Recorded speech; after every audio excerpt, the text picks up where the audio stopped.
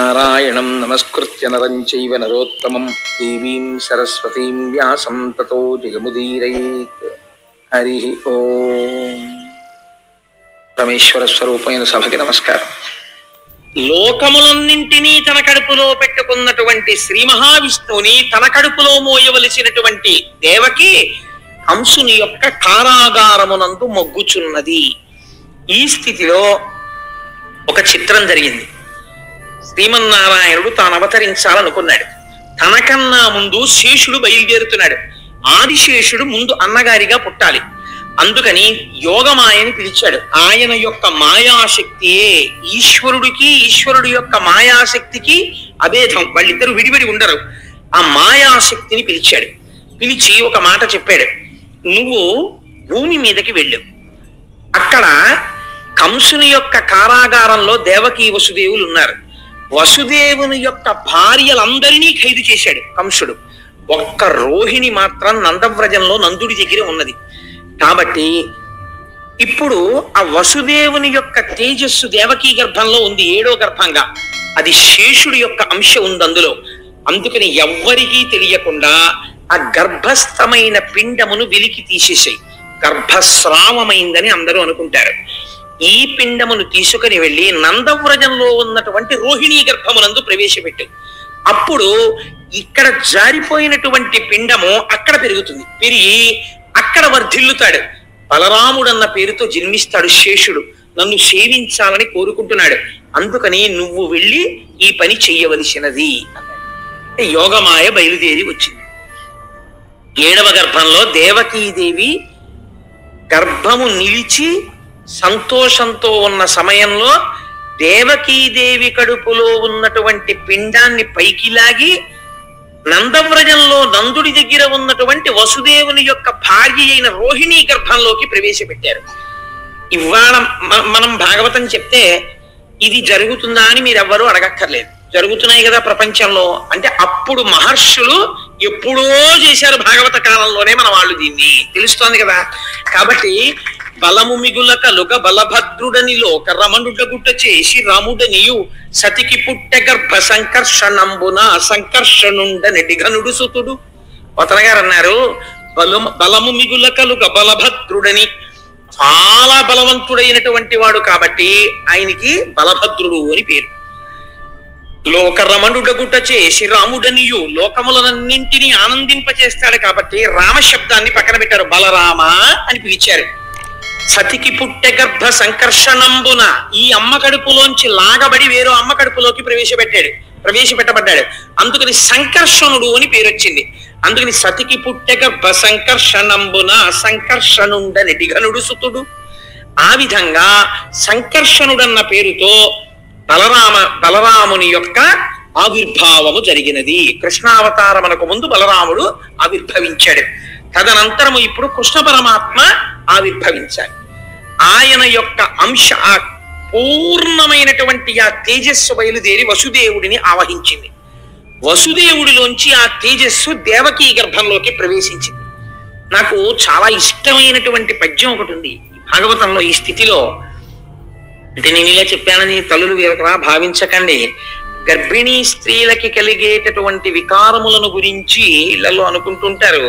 దాన్ని పోతన గారు ఈశ్వరపరం చేశారు. ఎంత గొప్పగా వర్ణన చేశారో చూడండి.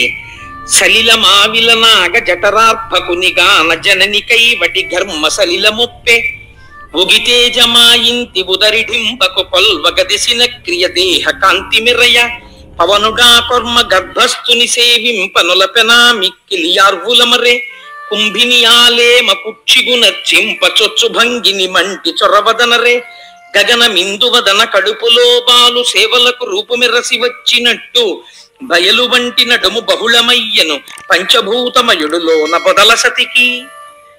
సాధారణంగా గర్భిణి అయినటువంటి స్త్రీలకి కొంచెం శరీరమునందు బరువు పెరగడం చేత చెమటలు పడుతుంటాయి తరచు. అలాగే శరీరమునందు విశేషమైనటువంటి శ్రమ చేత నిట్టూర్పులు కలుగుతుంటాయి. ఊపిరి భారంగా తీస్తుంటారు. మట్టి తినే అలవాటు కొంతమందికి ఉంటుంది. మట్టి తినాలని లేకపోతే ఏదో విచిత్రమైనటువంటి కోరికలు పుడుతుంటాయి, అది తినాలి ఇది తినాలి అని. కాబట్టి పోతన గారు అంటున్నారు, పంచభూతాలు ఉన్నాయి కదా, పృథివాపస్తేజో వాయురాకాశాలు. ఇందులో నీటికి కోరిక పుట్టిందిట. ఆ కడుపులో లోకములన్నింటినీ పరిపాలించేటటువంటి పరబ్రహ్మం ఉన్నాడు. కాబట్టి మేము సేవించద్దు అని జలములు తమ అంశగా వెళ్ళి దేవకీదేవికి చెమటగా మారాయిట. అలాగే అగ్నిహోత్రం ఉంది బయట తేజస్సు. ఈ తేజస్సు మేము వెళ్ళి స్వామిని అర్చించుకోవాలని దేవకీదేవిలో ఉన్నటువంటి తేజస్సుగా మారి మరింత ప్రౌఢమైంది. గాలి మేము ఈశ్వరుణ్ణి సేవించాలి కదా అని బాగా లోపలికి వెళ్ళి కృష్ణ పరమాత్మకి తగిలి నమస్కరించి విట్టూర్పుగా పైకొచ్చింది. మట్టి లోపల ఈశ్వరుడికి తగలాలన్న కోరికతో దేవకీదేవికి మట్టి తినాలన్న కోరికగా మారి ఆవిడ తింటే లోపలికి వెళ్ళి కృష్ణుణ్ణి సేవించుకుందిట. ఆకాశం పరమాత్మని సేవించుకోవాలన్న కోరిక కలిగి స్వామి సేవించినటువంటి ఈ ప్రాంతం ఉంటుందే, ఇది ఇప్పటి వరకు సన్నని నడుమున్నటువంటి దేవకికి విశాలమైన నడుమైందిట. కాబట్టి ఆకాశం పెరిగిందిట, కృష్ణుణ్ణి సేవిస్తోందిట. ఇలా గర్భిణి అయినటువంటి దేవకీదేవిని కృష్ణుడు కడుపులో ఉన్నందుకు 5 భూతములు సేవించాయన్నారు. ఈశ్వరానుగ్రహం ఎలా ఉంటుందో నిజంగా మహానుభావుడు ఒక గర్భిణీ స్త్రీ పొందేటటువంటి అవస్థని ఈశ్వరానుగ్రహంగా మార్చి దర్శనం చేయడంలో పోతన గారి స్థితిని మీరు చూడండి. ఆ దృష్టికోణం ఉన్నవాడు బ్రహ్మం కాకపోతే ఇంకేమవుతాడండి? అటువంటి పోతన గారి పద్యాలు, అటువంటి ఆంధ్రదేశంలో మనం పుట్టి పోతన గారి పద్యాలు చెప్పుకోకపోతే ఇంకా మనం నిజంగా ఆయనకి వారసులమని ఏ ముఖం పెట్టుకుని చెప్పుకుంటాం? అంతటి మహానుభావుడైన లోపల కృష్ణ పరమాత్మ పెరుగుతున్నారు. ఇక్కడ నేను మీకు ఒక చిన్న తత్వం గురించి ఒక మాట చెప్పాలి, లేకపోతే మీరు నా మీద కోపడతారు. రథంలో బయలుదేరినప్పుడు దేవకీ వసుదేవులు కంసుడు సారథ్యం చేసేటప్పుడు ఆయన మనస్సులో ఏమీ ఖేదభావన లేదు కదా, దేవకి ఎందు ప్రేమతో ఉన్నాడు. మరి అశరీరవాణి ఎందుకు పలికినది అంటే మీరు బాగా జాగ్రత్తగా గమనిస్తే మీకు ఈ తత్వం అర్థమైందనుకోండి, మీకు ఉపనిషత్తు అర్థమైనట్టు. ఏమవుతుంది అంటే ఈ కంసుడు ఎవరు? క్రిందటి జన్మలో కాలనేమి. కాలనేమి అనగా ఏమి? నేమి అంటే ఇరుసు, కాలము అంటే చక్రము. కాలం ఎప్పుడు ఆగదు కదండి, వెళ్ళిపోతూ ఉంటుంది. అది కాలచక్రం, కాలచక్రం అంటారు. ఈ పరిగెత్తే చక్రానికి ఒక ఇరుసు ఉండాలి ఆధారంగా. ఆ ఇరుసు ఉండకపోతే చక్రాలు పరిగెత్తావు. ఈ ఇరుసు ఏమి అంటే కాలనేమి అనగా కాలమనబడేటటువంటి పరిగెత్తుతున్న చక్రాలకి ఇరుసుయే కామము. కామం అనగా అస్తమానం నేను కామం అన్నప్పుడల్లా మీరు తుచ్చ కామం గురించి నేను మాట్లాడుతున్నాను అనుకోకండి. కామం అనగా కోరిక, అంతే, కోరిక. మీరు ఒక్క విషయం ఆలోచించండి. నేను ఎప్పుడో పుట్టాను, నేను ఇలాంటి హీనోపమానాలని సభలో ఉన్న ఎవరి మీద నేను ప్రయోగం చేయను, అందుకుని నా మీద పెట్టుకుంటుంటాను. అంత మాత్రం చేత వీడు ఇటువంటి నీచుడని మీరు లోపల ఒక అభిప్రాయం పెంచుకోకండి. అది నేను ఎవరి మీద పెట్టడం నాకు ఇష్టం ఉండదు. ఈశ్వర స్వరూపమైన సభకి నమస్కారం అన్న తర్వాత నేను ఎప్పుడో పుట్టాను. పుట్టిన తరువాత నాకేం తెలియదు, నేను ఎక్కడో పడుకుని ఉండుంటాను, బహుశా కొంచెం పెద్దవాడిని అయ్యాను. నా మొదటి కోరిక ఏమి? ఎప్పుడు మా అమ్మ గుండెల మీద పడుకోవాలి అని అయి ఉంటుంది. ఎందుకంటే అది భయాన్ని పోగొట్టే స్థానం. అమ్మ ఒళ్ళో ఉన్నా, అమ్మ గుండెల మీద ఉన్నా అస్సలు భయం ఉండదు. ఎంత గొప్ప వాళ్ళు ఎత్తుకొనివ్వండి, అమ్మ లోపల కడుతుంటే అమ్మా అని చేతులు వేసేస్తాం, ఎందుకంటే అది భయరహిత స్థానము. కాబట్టి మొదటి కోరిక ఏమి? అమ్మతో ఉండుట. తర్వాత అమ్మ ఎవరిని చూపించింది? నాన్నగారిని చూపించింది. ఇప్పుడు ఏమిటి కోరిక? నాన్నగారి సైకిల్ ఎక్కడం, నాన్నగారితో వెళ్ళడం, నాన్నగారి కాళ్ళు అట్టుకోవడం, నాన్నగారితో ఆడుకోవడం, నాన్నగారు హార్మోనియం వాయిస్తూ పాట పాడుతుంటే పక్కన కూర్చుని వినడం, నాన్నగారు శంకర శతకంలో పద్యాలు రాసుకుంటుంటే పక్కన కూర్చుని చూస్తూ ఉండడం, నాన్నగారు ఆసువుగా శంకరుడి మీద పద్యాలు చెప్తుంటే విని పొంగిపోతుండడం. అది ఒకనాడు కోరిక. ఆ తరువాత ఏమైనది? ఏదో చదువుకోవాలని కోరిక. ఆ తర్వాత ఏమైంది? ఒక ఆవిడ్ని పెళ్లి చేసుకోవాలని కోరిక. తర్వాత ఏమైంది? ఓ 2 పిల్లలు పుడితే బాగుండు, అది ఓ కొడుకు కూతురు అయితే బాగుండు, పుట్టారు. ఆ తర్వాత ఏమైంది? వాళ్ళిద్దరూ బాగా యోగ్యులైతే బాగుండు.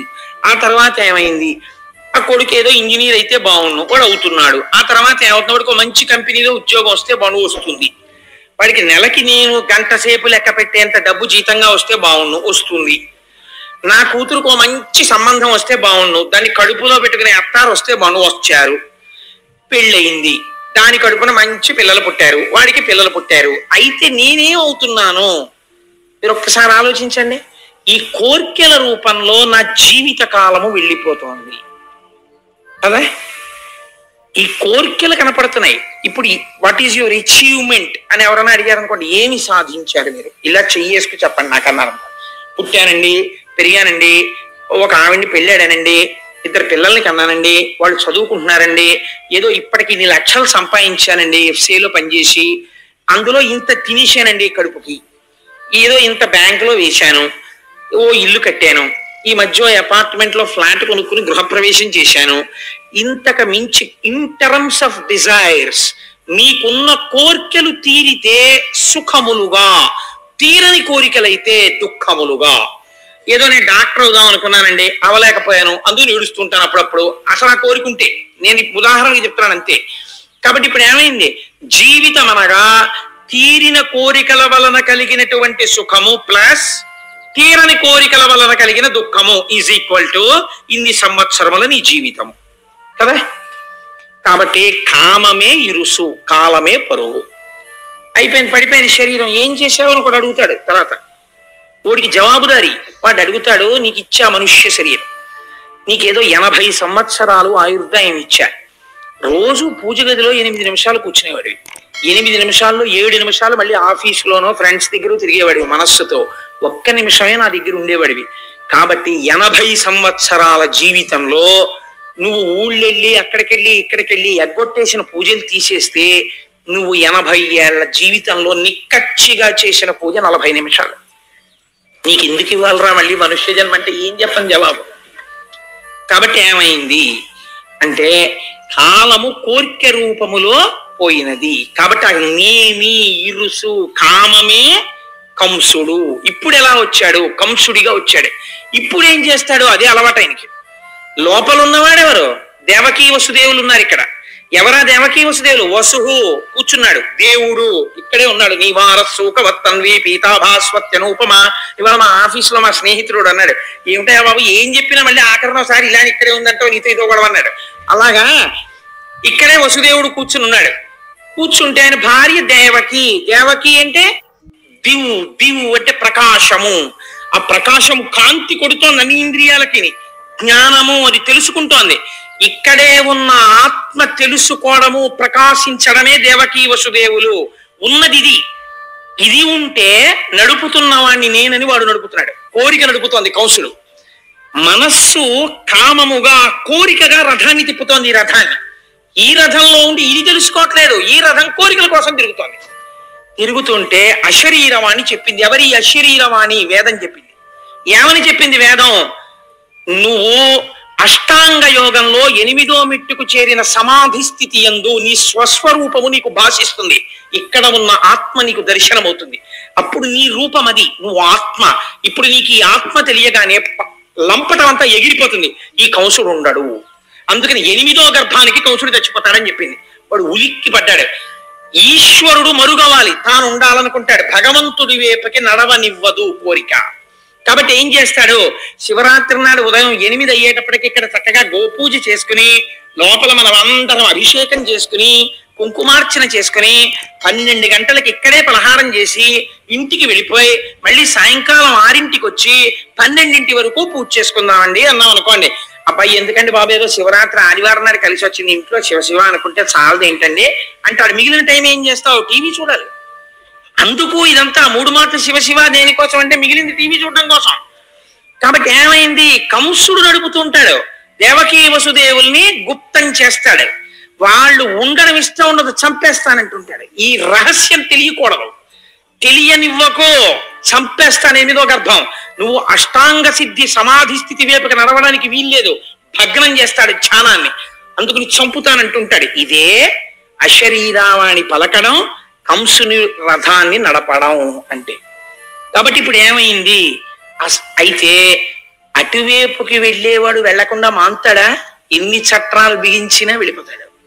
కాబట్టి ఏమైంది, దేవకీదేవిని కారాగారమునందు ఉంచాడు. ఇప్పుడు బాహ్యములోకి రండి. కృష్ణ పరమాత్మ లోపల పెరుగుతున్నాడు. దేవకీదేవి ఖైదులో ఉంది.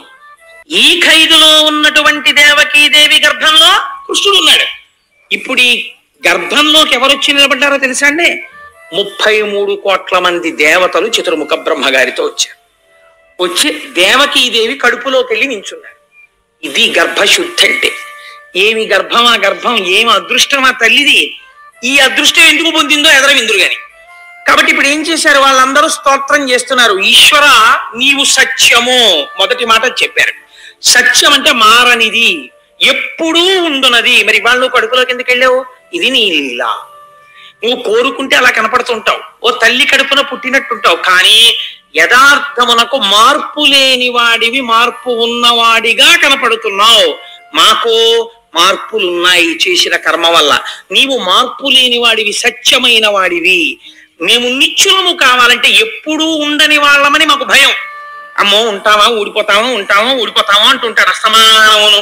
అందుకని ఏమిటి భయం? ఉండవని కాదు, ఈ ఆత్మ నేను ఎక్కడికెడతాను, ఎప్పుడూ ఉంటాను అనే స్థితి రావాలంటే, స్వస్వరూపము భాషించాలంటే నీ అనుగ్రహం ఉండాలి. అలా రాకుండా నువ్వేం చేసావో తెలుసా? ఓ పెద్ద చెట్టు పాతావు. ఆ చెట్టు ఏమిటో తెలుసా? సంసార వృక్షము. ఈ సంసార వృక్షమునకు నీవే ఆలంబనము. నీవు ఉండబట్టి సంసార వృక్షం ఉంది, నువ్వు లేకపోతే వృక్షం ఎక్కడుంది? దీనికి 2 ఫలములు, సుఖము దుఃఖము.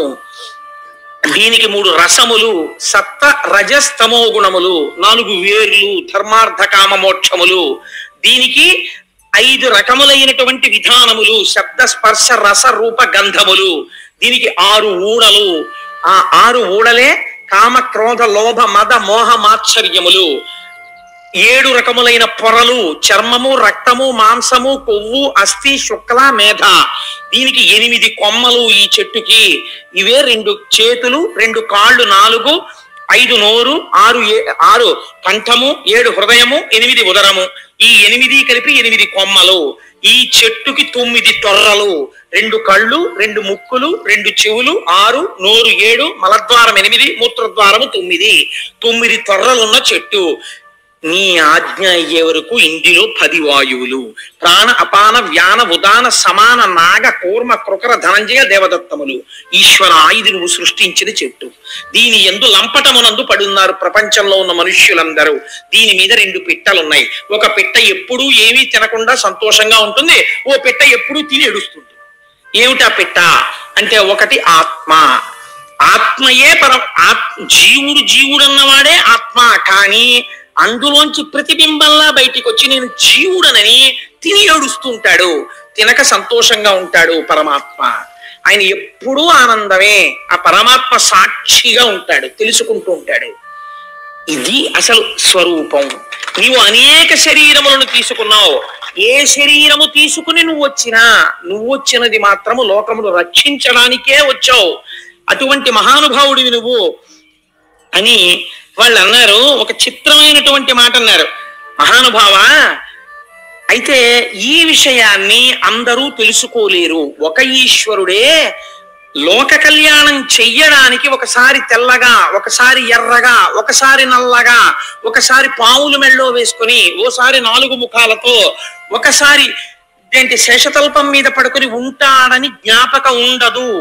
ఎందుకు ఉండదో తెలుసా అంటే, మాయచేత ఎరుకమాలిన వారలు బహువిధంబుల నిన్ను పేరుకొండ్రు. ఎరుక కలిగిన వారు ఏకచిత్తంబున వివిధ మూర్తులుయును నీవేయండ్రు. మాయ కమ్మేసిన వాడికి భగవంతుడు ఏదో ఒక రూపంలోనే ఉన్నాడంటాడు, మిగిలినవి భగవంతుని యొక్క రూపాలు కావంటాడు. అంటే వాడు మాయ చేత కట్టబడ్డాడు. మాయ నీ అనుగ్రహంతో వదిలినవాడు ఆ ఈశ్వరుడే ఇన్ని రూపాలతో ఉన్నాడు అనగలుగుతాడు. కాబట్టి ఈశ్వర నువ్వు ఆ జ్ఞానం ఇవ్వాలి. ఆశ్చర్యం ఏమిటో తెలుసా? నువ్వు నోరిచ్చి నీ నామము చెబితే గట్టెక్కిస్తానంటే, నీ నామం చెప్పడం కూడా కొందరికి బరువే. ఆ నామం కూడా చెప్పక అధోగతి పాలైపోతుంటారు. సరికదా నీ నామాన్ని విమర్శిస్తారు, నీ కథల్ని విమర్శిస్తారు. నువ్వు ఇచ్చిన నోటితో ఎంత ఆశ్చర్యమో చూడు. చెప్పడం చెప్పేస్తున్నారు, విమర్శిస్తున్నారు. అధోగతుల పాలైపోయాక తెలుసుకుంటారు ఏమైపోయారు. ఇది దుర్వినియోగం చేస్తున్నారు. లోకం ఇలా నడుస్తోంది. కానీ మాయందు అనుగ్రహించి మహానుభావ, ముచ్చిరియున్నది లోకము నిచ్చలుకం సాధికలు నిర్దయులేచన్ మచ్చిక కావవలయును విచ్చేయుము తల్లి కడుపు వెడలిపుకుందా. కంసాదులు రాజ్యం చేస్తూ భక్తులైనటువంటి వాళ్ళని నిగ్రహిస్తున్నారు. కాబట్టి స్వామి నువ్వు అమ్మ గర్భంలోంచి బయటికి రావలసింది ముకుందా అని ప్రార్థన చేశారు. ప్రార్థన చేసిన తరువాత ఇక్కడ కంసుడి పరిస్థితి మహాదారుణంగా ఉంది. ఇందుచేత అష్టమ గర్భం వచ్చేసింది, నెలలు పెరుగుతున్నాయి, ఆవిడికి 9వ నెల వచ్చేసింది, స్పష్టంగా తేజస్సు కనపడుతోంది. ఆ అష్టమ గర్భంలో పుట్టేవాడు తన్ను చంపేస్తాడని భయం. అందుచేత తిరుగుచు కుడుచుచు త్రాగుచు ఆఖరికి ఏం చేస్తున్నా సరే అరుగుచు కూర్చుండి లేచునవరత అనవరతంబున్ హరితలచి తలచి జగమా హరిమయముగ చూచ కంసుడారనియలుకన్. ఎంత చిత్రమో చూడండి. కంసుడికి కూడా జ్ఞానము చేత లోకమంతా ఒక ఈశ్వరుడు కనపడ్డట్టే కంసుడికి కూడా కనపడుతోంది. అందుకే అన్నాడు నారదుడు ధర్మరాజు గారితో, వైరంతో కూడా పొందుతున్నారు ఈశ్వరుణ్ణి అన్నాడు. తిరుగుచు కుడుచుచు వ్రాలుచు అరుగుచు కూర్చుండి లేచు అనవరతంబున్ హరితలచి తలచి జగమా హరిమయముగ చూచ కంసుడారనియలుకన్. తిరుగుతూ ఉంటాడు. అమ్మో ఇంకొచ్చేస్తాడేమో, ఏ క్షణంలో ప్రసవం అయిపోతుందో, పుట్టి ఏమో ఏం చేస్తాడో, ఏ రూపంలో వస్తాడో, ఎలా చంపుతాడో తాగుతూ ఉంటాడు. గ్లాస్ అప్పుడైతే భయం, వచ్చేసాడేమో ఏ రూపంలోనో. ఎక్కడో ఎవరో స్వామి అంటారు, అమ్మో వచ్చేసాడేమో అని భయం. ఉలిక్కి పడుతుంటాడు, వాసన చూస్తుంటాడు, ఏమో వాసనారూపంగా ఎందుకు రాకూడదు. ఇంతకు ముందు హిరణ్యకశిపుల్ని వాళ్ళందరినీ చిత్రంగా చంపాడు. హిరణ్యకశిపు ప్రాంతం, హిరణ్యకశిపు ఉపాఖ్యానానికి సంబంధించిన రహస్యం ఎక్కడ చెప్పాడో తెలుసా అండి? ఆయన బలిచక్రవర్తి ఉపాఖ్యానంలో చెప్పాడు శ్రీమన్నారాయణుడు. మీ తాతోడు ఉండేవాడయ్యా, వాడు నా కోసం వెతికాడు, నన్ను చంపుదామని వైకుంఠానికి వచ్చాడు సార్, నా కోసం నేను ఏం చేశానో తెలుసా? వాడి ముక్కు రంధ్రాల్లోంచి వెళ్ళి వాడి గుండెల్లో కూర్చున్నాను, వాడు బయటంతా వెతికాడు, వాళ్ళలోనే ఉన్నానని తెలుసుకోలేకపోయాడు, వెర్రాడు, ఆఖరికి ఇందులోంచి వచ్చి స్తంభంలోకి వచ్చి స్తంభంలోంచి బయటకు వచ్చి వాడిని చంపేశాను అన్నాడు. అందుకని నీ వాళ్ళేం తక్కువ వాళ్ళు కారులే అన్నాడు బలిచక్రవర్తితో. కాబట్టి ఎక్కడుంటాడు? ఇక్కడే ఉంటాడు ఈశ్వరుడు. అంతర్ముఖ సమారాధ్య బహిర్ముఖ సుదుర్లభ. బయట వెతికితే దొరకదు, లోపలికెడితే దొరుకుతుంది. లోపలికి వెళ్ళడం మనకి తెలియదు, బయట జరగడం తప్ప. కాబట్టి ఆయన ఏం చేస్తున్నాడు అంటే, ఏది చేస్తున్నా అమ్మో వచ్చేస్తాడు చంపేస్తాడు, వచ్చేస్తాడు చంపేస్తాడు, వచ్చేస్తాడు చంపేస్తాడు, ఇదే బెంగ. కాబట్టి ఇప్పుడు ఏమవుతోంది? ఎవరిని చూసినా శ్రీహరే కనపడుతున్నాడు. హరితలచి తలచి జగమా హరిమయముగ చూచ కంసుడారనియలుకన్. నిజంగా కృష్ణావతారం ఆవిర్భవించేటటువంటి సమయం ఆసన్నం అవుతోంది. మీకు ఒక గొప్ప రహస్యం చెప్పేస్తున్నాను ఇవాళ. ఏమిటో తెలుసా అండి? శ్రావణ మాసంలో అర్ధరాత్రి 12 గంటలకి ఆకాశం మబ్బులు పట్టి వర్షం పడుతుంటే శ్రీకృష్ణ భగవానుడి యొక్క ఆవిర్భావం. మళ్ళీ అక్కడి నుంచి 6 నెలలు లెక్కెట్టండి. భాద్రపదము, ఆశ్వీజము, కార్తీకము, మార్గశీర్షము, పుష్యము, మాఘము. మాఘమాసంలో మళ్ళీ మహాశివరాత్రి నాడు అర్ధరాత్రి 12 గంటలకి లింగోద్భవం. ఏమిటి చిత్రం? 6 నెలలు కరచరణాదులున్న వాడి పూజ చేస్తే ఆకారము ఉన్నదా ఆకారము లేదా అన్న లింగ స్వరూపము జ్యోతిర్లింగమై భాషిస్తుంది. అలా ఎలా వస్తుందో రేపు మహాశివరాత్రి నాటి సాయంకాలం ఉపన్యాసంలో చెప్తా. మహాశివరాత్రి నాడు లింగోద్భవం అంటే ఏమిటో అర్ధరాత్రి 12 గంటలకి ఖచ్చితంగా 6 నెలలకి లింగోద్భవం. ఎక్కడ శివకేశవ భేదాలు ఉన్నాయండి? ఎంత ఆశ్చర్యంగా ఉంటుంది మనుష్యుణ్ణి ఉద్ధరించడానికి ఈశ్వరుడి యొక్క తత్వం. కాబట్టి ఇప్పుడు ఆకాశం అంతా మబ్బులు పట్టింది. ఈయన ఏ నిమిషానికి ఆ నిమిషమే భయం. ఒక రోజు అనుకున్నట్ట ఇంకా సుఖం లేదు, చంపేస్తాను, అసలు గొడవ వదిలిపోతుంది, నేను ఈ టెన్షన్ పడలేకపోతున్నాను, వీడు ఎప్పుడు పుట్టేస్తాడో, చంపేస్తాను దేవకీదేవిని అనుకున్నాడు. వెళ్ళాడు. లోపల ఉన్నవాడు ఎవరండి?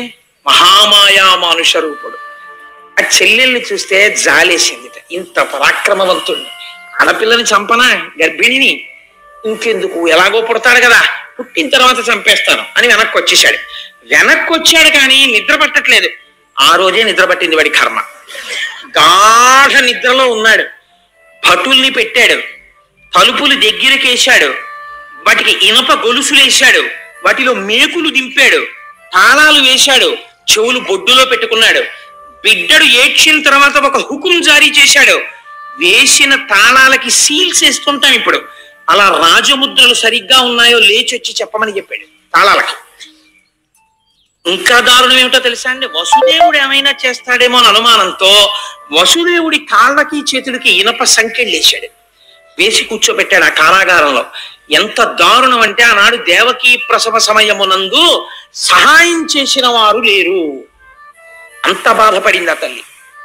అటువంటి స్థితిలో అర్ధరాత్రి 12 గంటల వేళ జలధర దేహునాజాను చతుర్బాహు సరసీరుహక్షు విశాలవక్షు చారు గదా శంఖచక్ర పద్మ విలాసు కంఠ కౌస్తుభమణి కంతి భాను కమనీయ కటిసూత్ర కంకణ కేయూర శ్రీవత్సలాంచనంచిత విహారు మరుకుండల ప్రభాయుత కుంతలలాటు వైఢూర్య మణిగణవర కిరీటు బాలు పూర్ణేందు రుచిజాలు భక్త లోకపాలు సుగుణాలవాలు కృపావిశాలు చూచి తిలకించి పులకించి చొజ్జమంది ఉబ్బి చెలరేగి వసుదేవుడు ఉత్సహించే మహానుభావుడు శ్రీమన్నారాయణుడు ఆవిర్భవించాడు. పసిపిల్లవాడి రూపంలో ఒక్కసారి ధ్యానం చేసి నమస్కరించుకోండి. గోపాలకృష్ణ గారికి అంత సంతోషం.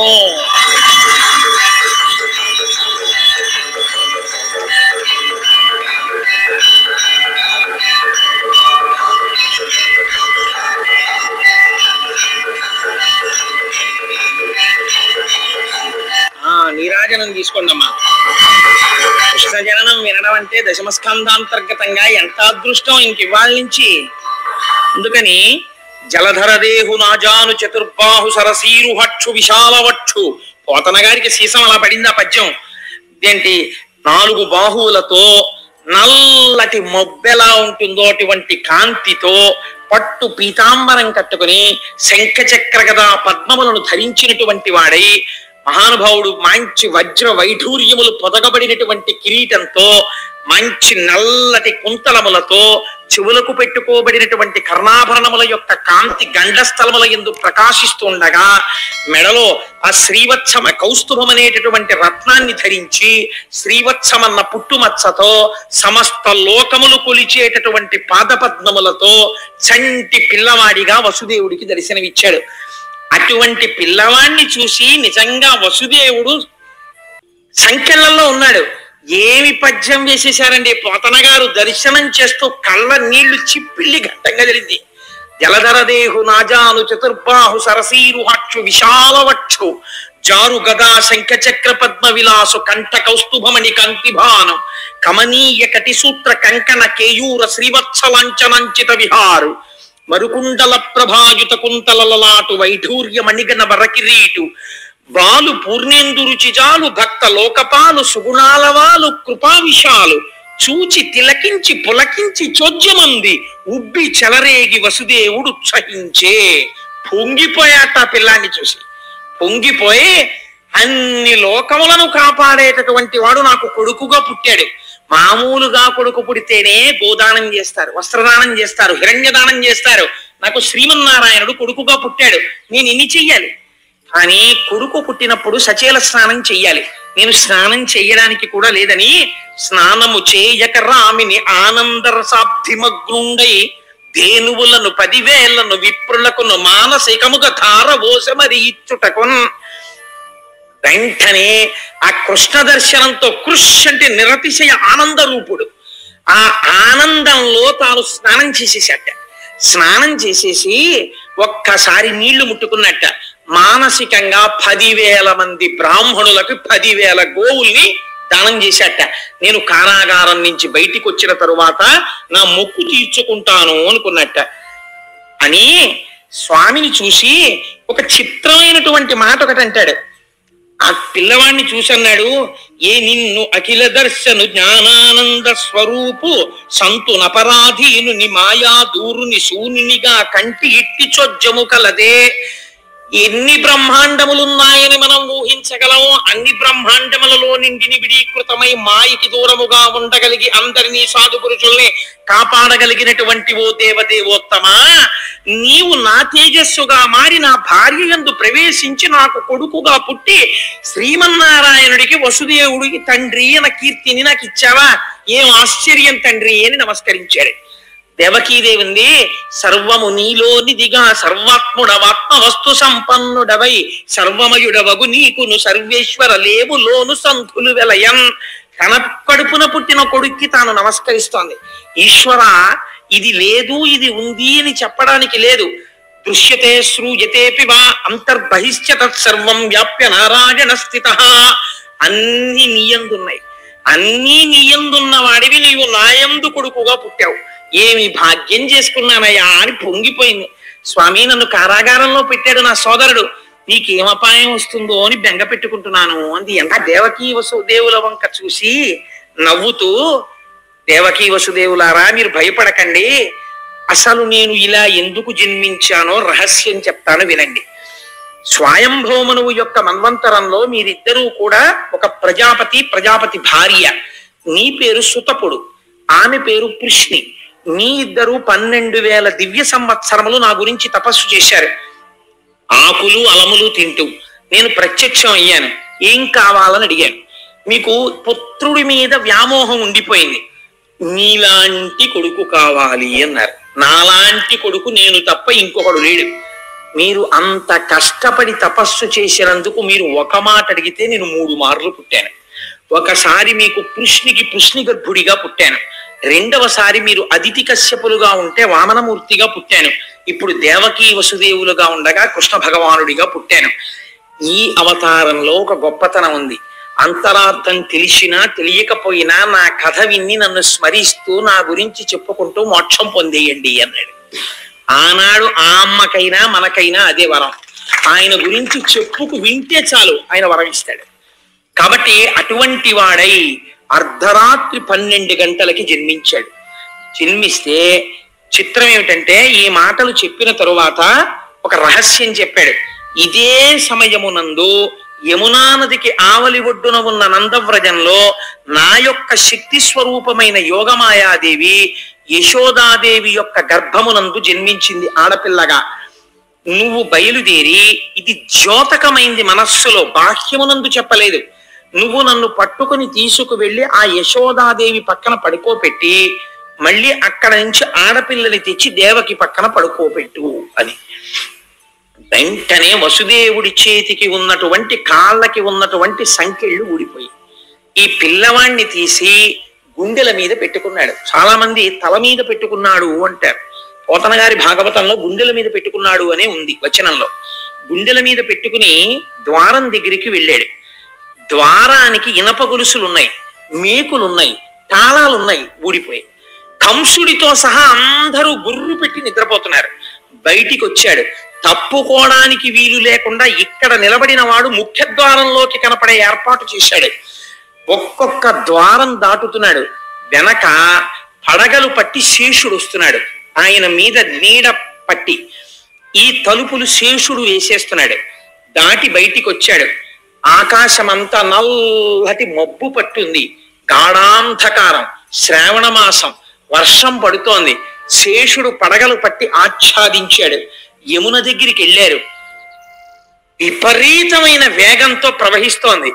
ఈ వసుదేవుడు కృష్ణ పరమాత్మని ఇలా పెట్టుకుని ఆ యమున వంక చూశాడు.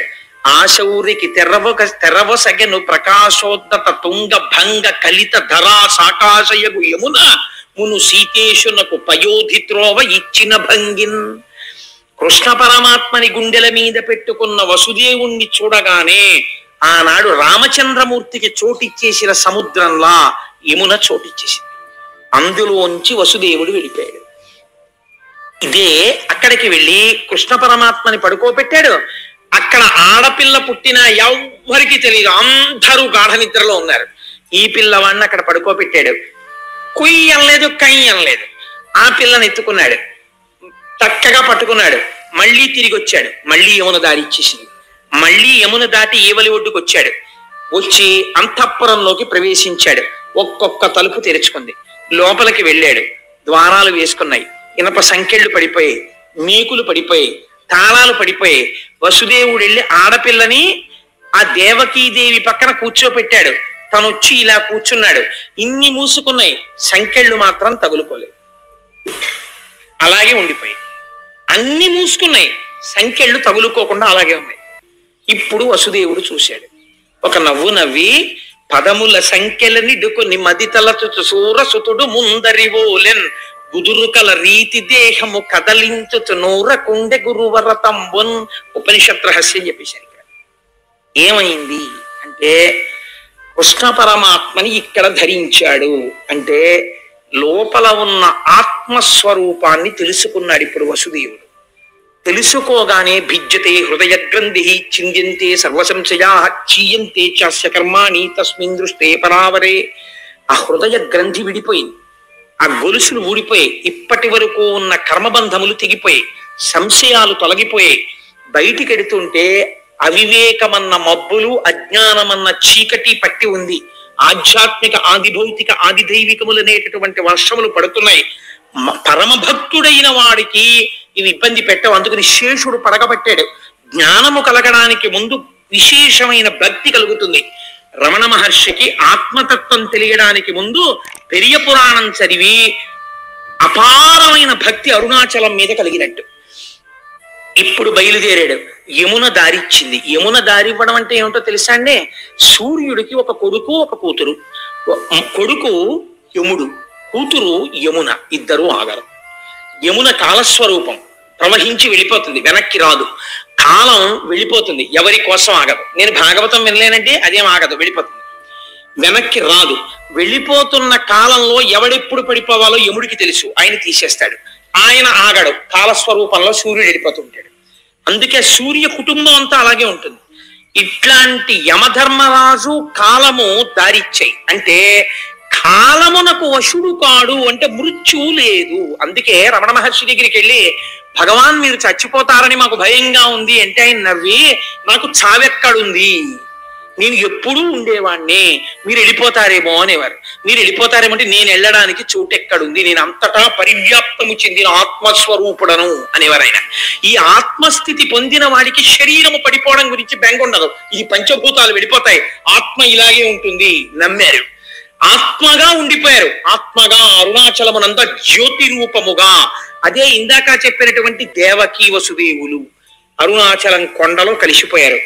కానీ దేహము పడిపోయేంత వరకు జ్ఞాని రోగము దేనికి వస్తే సాక్షిగా ఉంటాడు. మనం రోగం వస్తే దాంతో తాదాత్మ్యత చెందుతాం. దాన్ని కూడా సాక్షిగా గమనిస్తాడు, ఆ రోగాన్ని కూడా సాక్షిగా ఉంటాడు, తనంత తాను శరీరం పడిపోయే వరకు. కాబట్టి ఇప్పుడు ఆయన ఉన్నాడా లేడా? అందరిలాగే ఆయన తిరుగుతారు, అందరిలాగే ఆయన ఓ కర్రట్టుకుంటారు, ఓ గోచి పెట్టుకుంటారు, తిరుగుతూ ఉంటారు. ఆయన ఉన్నట్టా లేనట్టా అంటే ప్రారంధమైపోయేంత వరకు ఈ శరీరం వచ్చేసింది కాబట్టి అది పడిపోయే వరకు శరీరం ఉంటుంది. కాబట్టి తగిలించుకున్న బంధనాలు ఇవి ఆ ఉండడం. అంతేకాని తగులుకున్న బంధనాలు కావు. తగులుకున్న బంధనాలు మనకి రాజు విడిపించుకోవడం. తగిలించుకున్న బంధనాలు జ్ఞానివి. అందుకని ఆయన తగిలించుకుని పూర్వం ఎలా ఉన్నాడో అలాగే ఉన్నట్టున్నాడు. ఎవ్వరికీ తెలియదు. అతను ఒకసారి గుండెల మీద పెట్టుకుని యమునని దాటి వెనక్కొచ్చాడు. అందుకే ఆడపిల్ల నొదలమని వసుదేవుడు ఏడవడు, దేవకి ఏడుస్తుంది. కాబట్టి ఇంకా మోహం ఎవరిని పట్టింది అంటే విష్ణుమాయ దేవకి యందు ఉన్నది. తల్లి కాబట్టి ఉండాలి, లేకపోతే కంసుడికి అనుమానం వస్తుంది. ఇప్పుడు ఏమైంది? ఈ ఆడపిల్ల ఏడ్చింది. ఏడిస్తే వీళ్ళందరూ లేచారు. ఇది వీళ్ళ ప్రజ్ఞ అనుకుంటున్నారు. ఇది విచిత్రం. వీళ్ళు లేచి అమ్మ పిల్ల పుట్టిందిరా అన్నారు. ముందేం చూశారు? తాళం కప్పల మీద రాజముద్ర చూశారు, ఉన్నది. కాబట్టి లోపల వాళ్ళు ఎక్కడికి వెళ్ళలేదు. ఆత్మదర్శనమైన వాడికి పైన మార్పు ఏమీ ఉండదు. రమణ మహర్షికి ఆత్మదర్శనం అయిపోయిన తర్వాత నల్లటైన తెల్లగా అయిపోవడమో, తెల్లటైన ఆకుపచ్చగా అయిపోవడమో అలా ఏమి ఉండదు.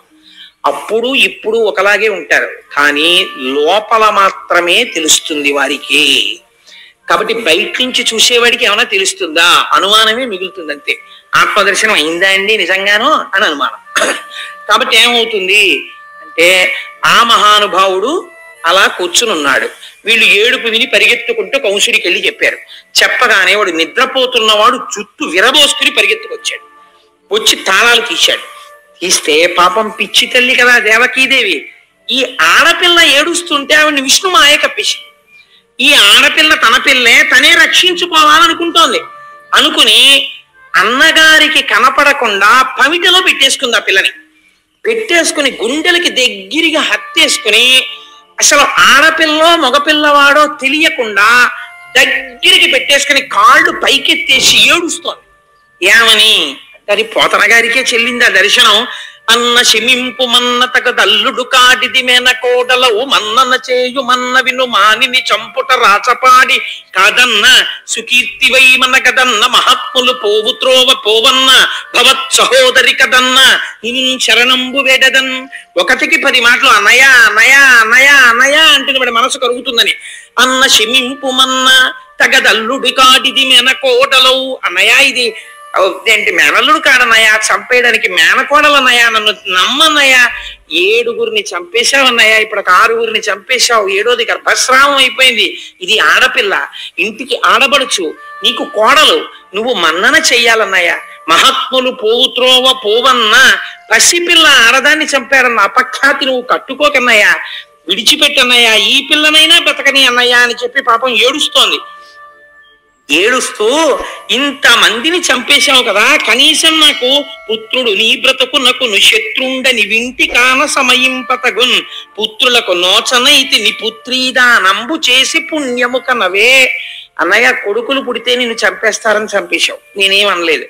ఇది ఆడపిల్ల, నేను నా కూతురు దక్కిందని నేను అనుకోను. మా అన్నయ్య నాకు పుత్రికా దానం చేశాడని చెప్పుకు బతుకుతానన్నయ్య, వదిలేయన్నయ్య, ఆడపిల్లను వదిలేయన్నయ్య అని ఏడుస్తోంది. కళ్ళకి కట్టించి క్యాన్వాస్ మీద గీశారండి అక్షరాలతో పోతన గారు. అది ఆయన రచనా ప్రౌఢిమ. వీడు మహోగ్రతతో సోదరిని నిందించాడు. నిందించి అటు వెతికి ఇటు వెతికి ఆ పసిపిల్ల యొక్క 2 కాళ్ళు పట్టుకుని లాగేశాడు. లాగేసి గిర్ర గిర్ర గిర్ర గిర్ర తిప్పి బండకేసి కొట్టాడు.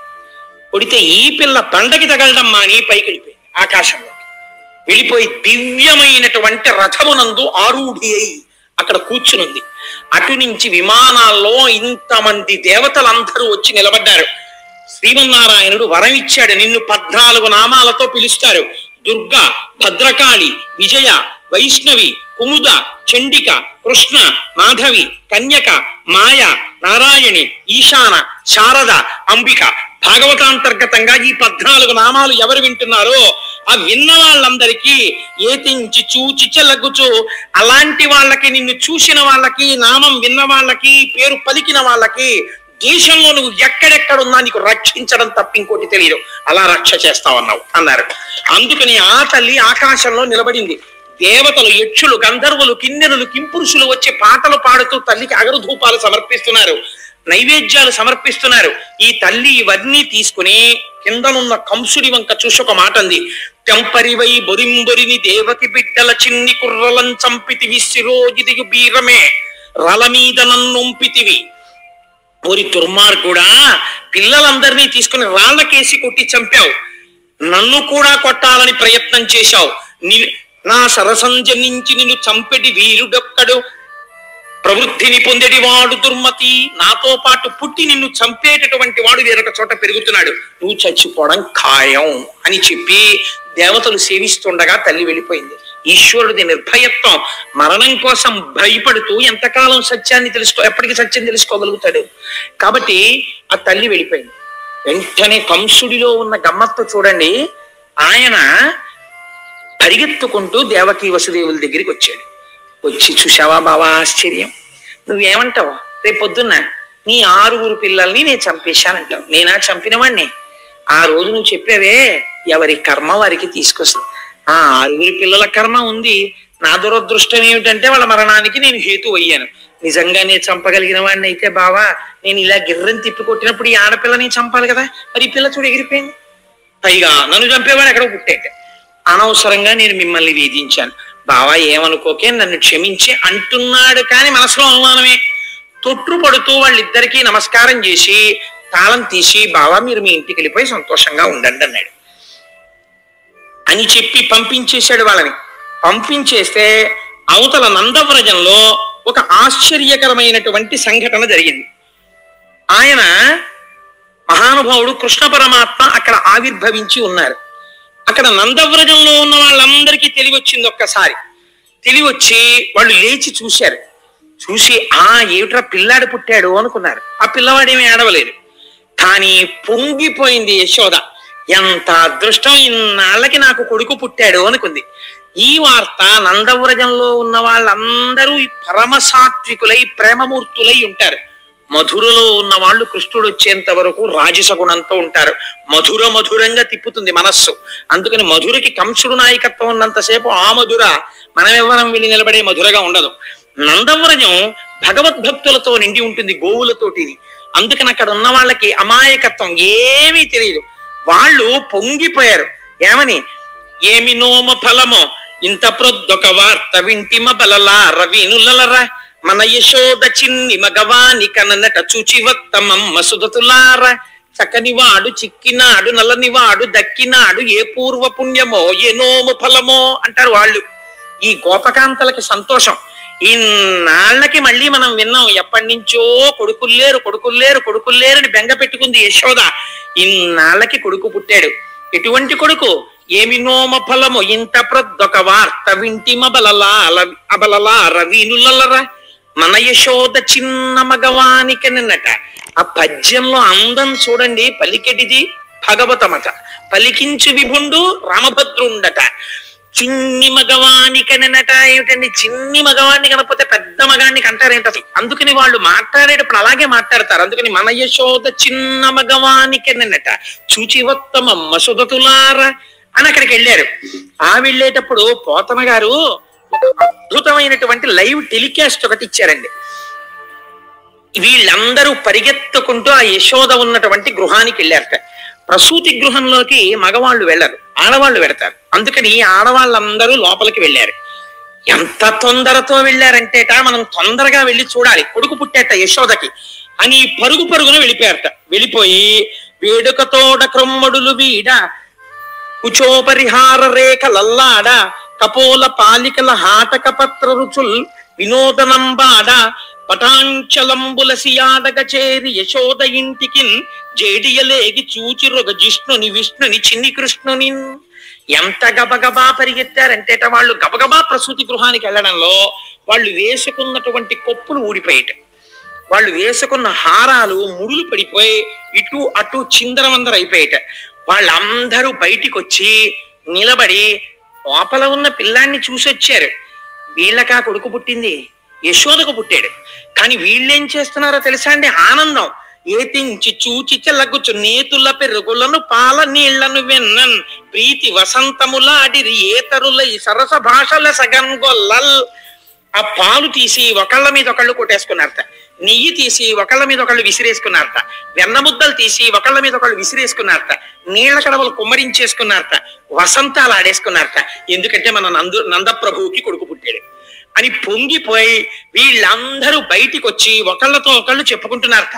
అయ్యంత బాగున్నాడే పిల్లాడు, యశోద పక్కన పడుకున్నప్పుడు చూశాను నేను, బుజ్జి బుజ్జి పాదాలు, ఇంతంత పాదాలు, నల్ల మేఘం ఎలా ఉంటుందో అలాంటి రూపంతో ఉన్నాడు, అరికాళ్ళు ఎర్రగా ఉన్నాయి, పువ్వులు పొట్లం కట్టినట్టుగా ఉన్నాయి, ఇంటింటి వేళ్ళు చిన్ని చిన్ని వేళ్ళు, ఆ చిన్ని వేళ్ళు ఇలా ముట్టుకుంటూ ఉంటే ఆ బొట్టన వేళ్ళు, దాని మీద మళ్ళీ ఇంత తెల్ల తెల్లటి గోళ్ళు, పక్కన ఇంత చిన్న పిక్క, ఓ ఇంత కాలు, ఆ కాలు ముట్టుకుంటే మెత్తగా ముసలి వాళ్ళ మోకాళ్ళలాగా ముడతలు పడి మోకాళ్ళు, ఇంతంత తొడలు, వాటి మీద ఇలా మూడేమో గీతలు, ఆ తొడ ఇలా అంటే మెత్తటి తొడ, సన్నటి నడుము, బుజ్జి బొజ్జ, మనం పెట్టుకున్న వెన్న ముద్దలా ఇలా ముట్టుకుంటుంటే ఎంత మెత్తగా ఉంది ఆ బొజ్జ. యశోద పాలు తాగి బుజ్జి ఇంటి చిన్ని నాభి, ఆ నాభిలోంచి అమ్మ కడుపులో ఉండగా అన్నమంతా తిన్నాడు.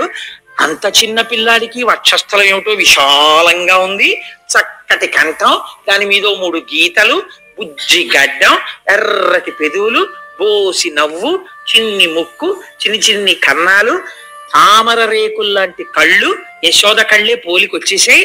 ఆ చక్కటి నుదురు, గిరజాల గిరజాల జుత్తు నందప్రభువులాగా, ఆ చేతులు ఎర్రటి అరిచేతులు, ఆ చేతులు చూసేటప్పటికే ఏదో సంతోషం. నిజంగా పిల్లాన్ని ముట్టుకుంటుంటే ఎప్పుడు ఎత్తుకుంటావా, ఎప్పుడు పెరుగుతాడా, ఎప్పుడు మనతో ఆడుకుంటాడా అని పొంగు వచ్చేస్తోంది. అయ్యేమి వీపో నువ్వుతోటి అని వాళ్ళందరూ పొంగిపోయి చెప్పుకొని వసంతాలు ఆడేసుకుని పరవశించిపోతున్నారట. ఈ నందప్రభు పొంగిపోతున్నాడు బయటకు వచ్చి, ఓహో నాకు కదా ఇలాంటి కొడుకు పుట్టాడు, ఆడవాళ్ళందరూ ఎంత గొప్పగా చెప్పుకుంటున్నారో అని సంతోషపడిపోయి. మానసిక దర్శనం అంటే అంతేనండి, బాలకృష్ణ దర్శనం కాదా? యశోద యొక్క పురిటి మంచం మీద పడుకున్న వాణ్ణి ప్రసూతి గృహానికి వెళ్ళిన స్త్రీలు ఎలాంటి కళ్ళతో చూశారో నేను అలాంటి కళ్ళతో చూడగలను పోతన గారిని ఎదురు పెట్టుకుంటే. కాబట్టి అలా దర్శనం చేసి వాళ్ళు పొంగిపోయారు. పొంగిపోతే నందుడు బ్రాహ్మణుల్ని పిలిపించాడు, గోవులు దానం ఇచ్చాడు, గొప్ప గొప్ప మేలిమి వస్త్రాలు దానం ఇచ్చాడు. ఈ పిల్లవాడి జాతకర్మ చూడు, ఒక్కసారి జాతకం చూడండి ఎలా ఉంటాడు అన్నాడు. ఈ ఆభీర కుమారుడు వీరుండై శ్రీయుతుడై వీర వైరి చేతయునై దీర్ఘాయుష్మంతుండగునని పాయక దీవించినప్పుడు బ్రాహ్మణ జనముల్. ఆ పిల్లవాడి జాతకం చూసి ఆ ఏం పిల్లాడయా నందుడా అని కడుపు నిండిపోయిందయా. నిజంగా లేక లేక పుట్టినందుకు ఈ పిల్లవాడు ఈ అభీర కుమారుడు శ్రీయుతుడై, అసలు లక్ష్మి వీడిదేనయ్యా, అంత ఐశ్వర్యం అనుకో. శ్రీయుతుడై వీరవైరి చోతయునై ఎటువంటి వీరుల్ని ఓడిస్తాడు. దీర్ఘాయుష్మంతుండగునని గొప్ప దీర్ఘాయుర్ధాయాన్ని పొందుతాడు. పాయక దీవించినప్పుడు బ్రాహ్మణ జనముల్, ఆ బ్రాహ్మణులందరూ ఆశీర్వచనం చేశారు. దుందుబులు మొరసే గాయక సందోహము పాడే సూత సముదాయముతో వందిజనులు కీర్తించిరి క్రందుక వీతించ భద్రకాహళరవముల్. నందుడి యొక్క కోటలోంచి దుందుబులు మోగేట. ఆ లోపల ఉన్న పిల్లవాడు క్షేమమే భద్రమే అని తెలియడం కోసం అని చెప్పి లోపల నుంచి పెద్ద పెద్ద ఘమరుకలు ముగించారట. బయటంతా బ్రాహ్మణులు గొల్లపడుచులు అందరూ నిలబడిపోయి వసంతాలు ఆడుకుంటున్నారు. వీళ్ళందరూ ఇంత ఆడుకుంటుంటే అసలు సంతోషం అంతా ఎవరిదోట తెలుసా అండి? క్రేళ్ళురికి మసలిలే గల్లు మల్లడిగుని రంకెలిడియమద వృషభంబుల్ పెళ్ళున ముదుగుల పొదుగుల చల్లించన్ పాలు బాలు సంభవ వేళన్. చిన్ని చిన్ని దూడలు. ఆ కృష్ణుడు మేము ఒక్కసారి పుట్టాం, మేము 2 రోజుల ముందు పెట్టాం, మేము కృష్ణుడి కన్నా పెద్ద. మా అదృష్టం ఏమిటో తెలుసా? రేపటి నుంచి మేము పరిగెడుతుంటాం. మేము పరిగెడుతుంటే వెనకాతల కొమ్ము బూర పట్టుకుని మహర్షులు దర్శనం చెయ్యనటువంటి పాదపద్మములు ఉన్నటువంటి మహాపురుషుడు ఆయన మా వెనకాల పరిగెడుతుంటాడు. ట్రర్ అంటుంటాడు, ఆపుతుంటాడు. ఆయన బూర ఊతాడు, ఆయన వేణువు ఊతాడు. మేమందరం వచ్చి ఆయన చుట్టూ నించుంటాం. ఆయన మా వీపుల మీద తన చెయ్యి వేసి సేద తీరుస్తాడు. ఆయన మా పాలు పితుకుతాడు. మేము పరిగెడుతుంటే మా డెక్కల నుంచి గోధూళి రేగుతుంది. ఆయన చెమట పట్ట ఆయన ఒళ్ళంతా మా కాళ్ళ మట్టి అంటుకుంటుంది. ఆయన ఆవులతో ఆడుకుంటాడు, మేము ఆయనతో ఆడుకుంటాం. మాకు గడ్డి పెడతాడు. మా అంత అదృష్టవంతులు ఎవరు ఈ బ్రహ్మాండంలో ఎవరున్నారు అని క్రెళ్ళురికే మసలిలేగలు. అసలే ఆవు దూడకి అలర ఎక్కువ, 4 కాళ్ళు ఎత్తి ఎగురుతుంటుంది అది. అలా ఎగిరిగిరి ఆడుతున్నట్టు దూడలన్నీ అక్కడ నందవ్రజంలో. మల్లడిగొని రంకెలిదియ మరద వృషభంబుల్. ఆబోతులకి ఎద్దులకి ఆనందం వచ్చేసిందట. ఇంకా రేపటి నుంచి చూడండి మాకు గడ్డి పెట్టి కుడితి పెట్టి మా గంగడోలు చిన్ని కృష్ణయ్య వచ్చి పట్టు పంచ కట్టుకుని వేణు ఇలా దోపుకుని కొమ్ముబూర ఇలా సంకలో పెట్టుకుని మాకు కుడితి పెట్టి తాగండి అని మా గంగడోలు ఇలా రాస్తుంటే మేము గుటకలేస్తుంటే లక్ష్మీదేవి మీద పడినప్పుడు పొంగిపోయే చెయ్యి ఏదుందో ఆ నూత్న మర్యాదంచెందు కరంబు మా కంఠాన్ని రాస్తుంది, మా వీపు నిమురుతుంది, మా డొక్కల్ని గడ్డితో తుడుస్తుంది. మేమెంత అదృష్టవంతున్నాం. మాకు బండి పైకెత్తి మా మెడ మీద ఆయన కాడి పెడతాడు, మమ్మల్ని తోలుతాడు. ఆయన తోలుతుంటే మేము నడుస్తుంటాం, ఆయన్ని మేము వహిస్తాం. మా బళ్ళు ఎక్కుతాడు, మాతో తిరుగుతాడు, రోజంతా మాతో గడుపుతాడు. రాత్రి తెచ్చి మమ్మల్ని కట్టుకొయ్యలకి కడతాడు. ఆ కృష్ణుడు ఇలా వెనక్కి తిరిగి మాకు గడ్డేస్తుంటే సంతోషంతో మేము అని నాకేస్తాం. మీరు నాగలరా కృష్ణుడు అలాగా? మాకుందో అదృష్టం అని మల్లటికొని రంకెలియ మద వృషభంబుల్. ఆ పెద్ద పెద్ద ఎత్తులు ఆకాశం వంక చూసి అంబా అని పెద్ద అరుపులు అరిచాయిట. ఆవులు అన్నాయిట, ఏం పెద్ద మీ ఇద్దరికేనేంటి గొప్ప, పుట్టిన పిల్లాడు ఎన్ని పాలు కావాలంటే అన్ని పాలు దొరికేటట్టుగా మేం చూడండి ఎలా ఇస్తామో ఇవాళ నుంచి పాలని. పెళ్ళున మొదుగుల్ల పొదుగుల్ల చల్లించన్ పాలు బాలు సంభవ వేళం. 7 పాలు ఇచ్చావు, 2 షేర్ల పాలు ఇచ్చేసిందిట. అన్ని పాలు ఆవులు ఇచ్చేసాయిట. ఇంత పొంగిపోతున్నారట అందరూను. ఆ పిల్లాన్ని తీసుకెళ్లి పడుకోబెట్టి ఇప్పుడు అక్కడ ఉన్నటువంటి గోపకాంతలందరూ ఇవన్నీ చేస్తుంటే కొంతమంది ఉన్నారు, వాళ్ళందరూ గోపాలకులు. వాళ్ళకి కొంచెం జాబ్ ఉంటుంది. నందప్రభు దగ్గరికి వెళ్ళి కంగ్రాచులేషన్స్ చెప్పాలి, మీకు కొడుకు పుట్టేటని. కానీ వెళ్ళేటప్పుడు వాళ్ళు మామూలుగా వెళ్ళరు. అందుకని కంచుకములు తలకట్లును కాంచన భూషాంబరములు మెరయక గోపకు లేతించిరి మంచి పదార్థములు కొనుచు మధవు చూడన్. ఆ వెళ్ళినప్పుడు కంగ్రాట్స్ చెప్పి స్వీట్స్ పట్టుకొచ్చేవాడు, కానుకలు పట్టుకొచ్చేవాడు, పళ్ళు పట్టుకొచ్చేవాడు ఒకడు. కంచుకములు తలకట్లను ప్రభు ఇంటికి ఎత్తున్నారు కదా మరి, అందుకని మంచి డాబుగా తలకాయలకి మంచి పాగాలు చుట్టారట, మంచి కంచుకాలు వేసుకున్నారట, మంచి మంచి ఆభరణాలు వేసుకున్నారట, ఉన్న వాటిల్లో పెద్దంచు పట్టుపంచలు కట్టుకున్నారట. కట్టుకుని వీళ్ళందరూ కలిసి బయలుదేరి నందప్రభు దగ్గరికి వెళ్ళారట. నందవ్రజం అంతా అక్కడే ఉంది. ఎంత సంతోషమో చూడండి వాళ్ళది. ఇంతలోకి కొడుకు పుట్టాడని ఆనందం. అన్నిటికన్నా చాలా చేతకాని విషయం ఏమిటో తెలుసా అండి? అమెరికాలో ఉన్న అమ్మని పిలిపించుకుంటారు. ఎందుకు? పుట్టిన పిల్లాడికి నీళ్లు వేయడానికి ముందు. అసలు నీళ్లు వేయడమే రాదు, అమ్మకే వచ్చది. అందుకని ఇప్పుడు నందవ్రజంలో కృష్ణ పరమాత్మకి నీళ్లు పొయ్యాలి. ఎవరు పోస్తారు? అందరికన్నా ముసలి వాళ్ళు, కడుపు చల ఉన్న వాళ్ళు, చిత్రం ఏమిటో తెలుసండి, గొప్ప కానుక వాళ్ళే ఇస్తారు.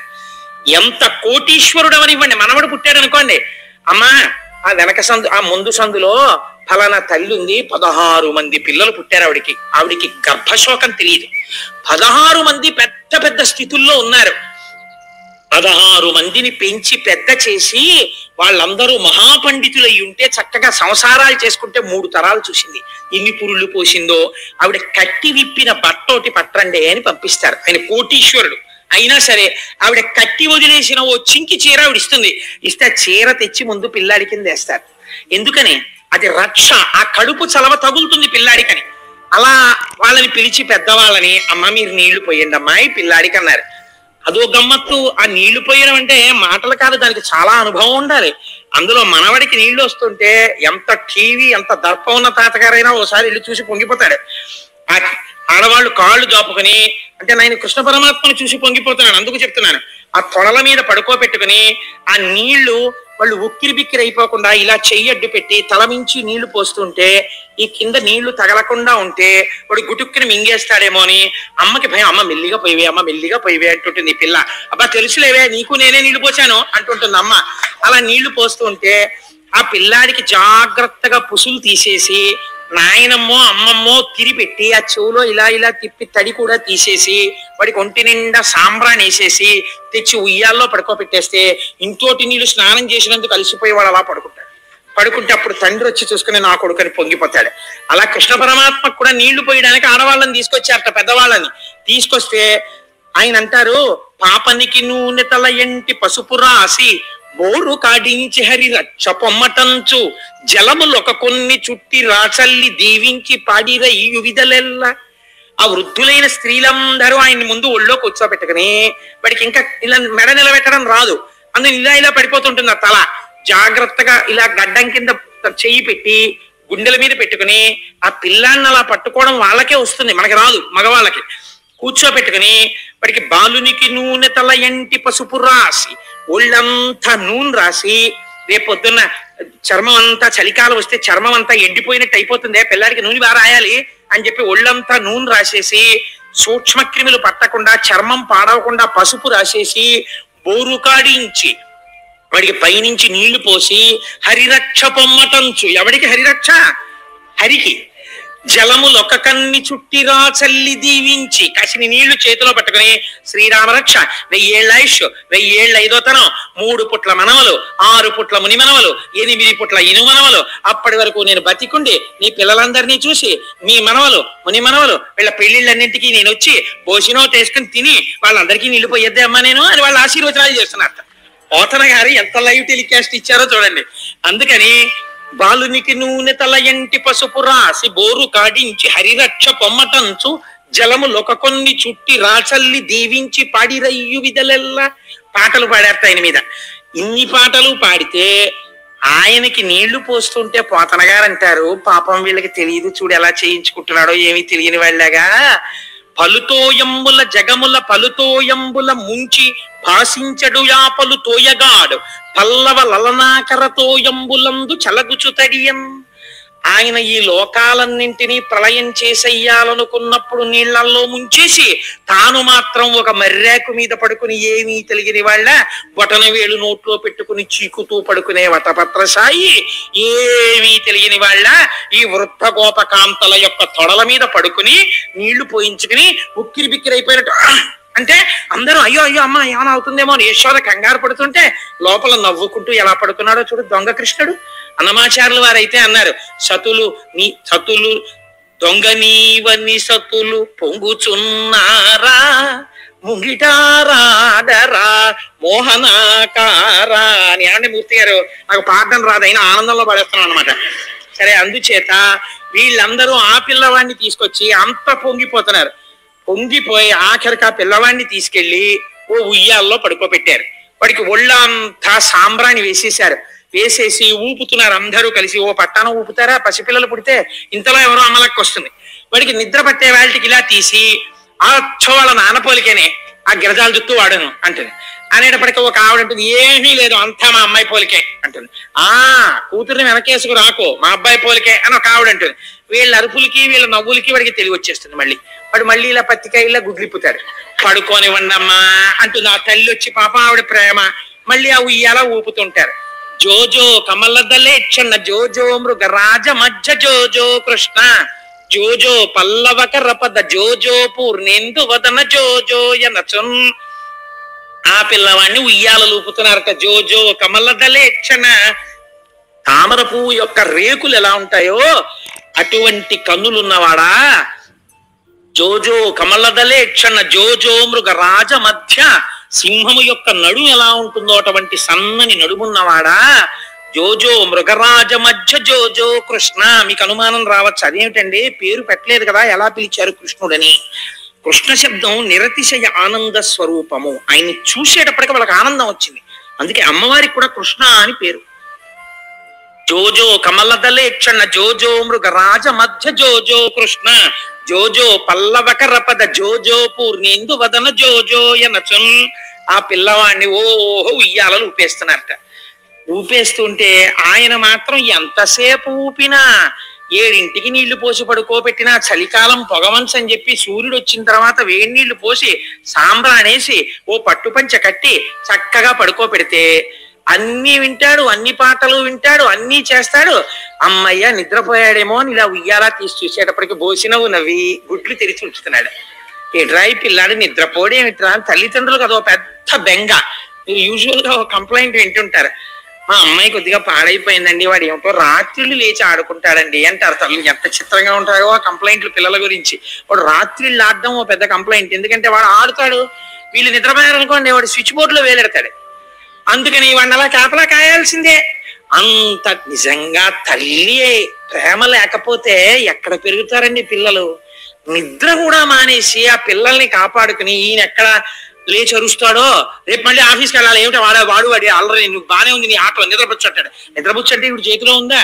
పాపం ఏ హాల్లోకి వెళ్ళి వాడిని పడుకోరా నాన్న అని వాడితో అసలు నోట మాట రాని వాళ్ళండి ఆ చంటి పిల్లాన్ని చూసుకుని, కూర్చున్నావా నువ్వు, నీ పళ్ళు, నీ బుగ్గలు బబ్బోచ్చు కదా, ఇన్ని చెప్పేస్తారో కథలు సీరియల్స్ వాడికి చెప్పేస్తారు.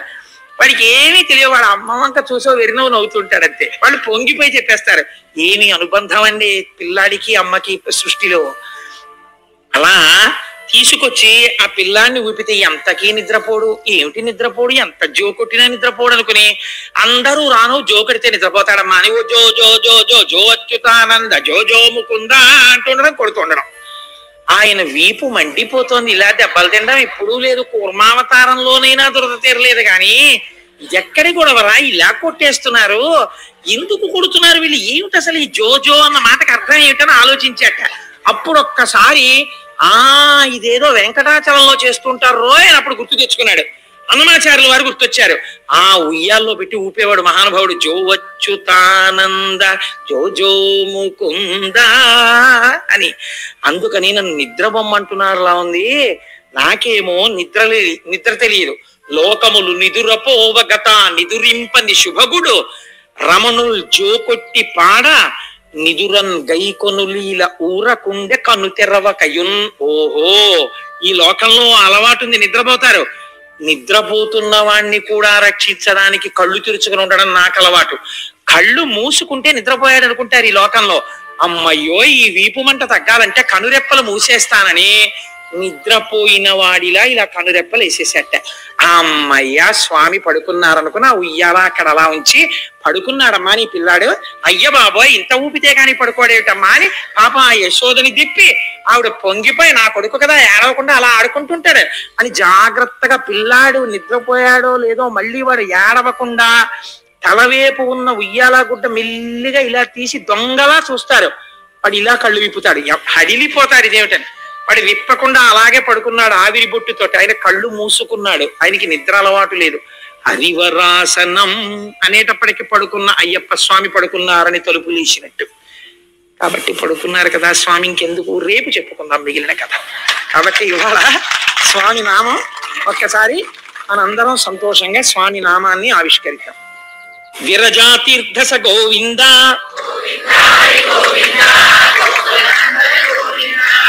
కాంచనాంబరధర గోవింద కరుణాసాగర గోవింద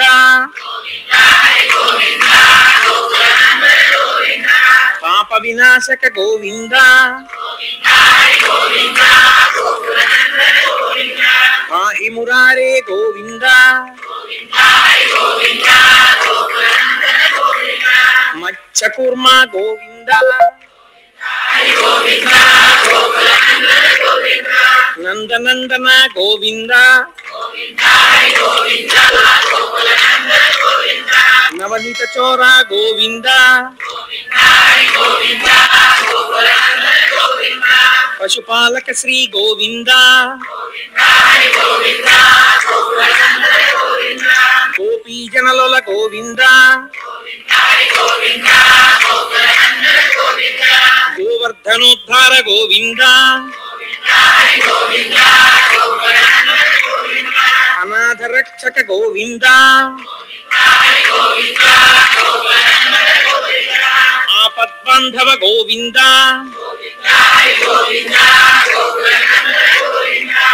ఏంటంటే దశమి ఏకాదశుల సంగమం కృష్ణ జననం విన్నారు. ఇంకిక్కడి నుంచి దశమ స్కంధం ఉర్రూ తొలుపుతుంది. కృష్ణ జననం జరిగింది కాబట్టి దశమ స్కంధం వినడమే జీవితంలో మహత్తరమైనటువంటి విషయం. శివ శివ కరుణాబ్ధే శ్రీ మహాదేవ శంభో సర్వం శ్రీ ఉమామహేశ్వర పరబ్రహ్మార్పణమస్తు. స్వస్తి.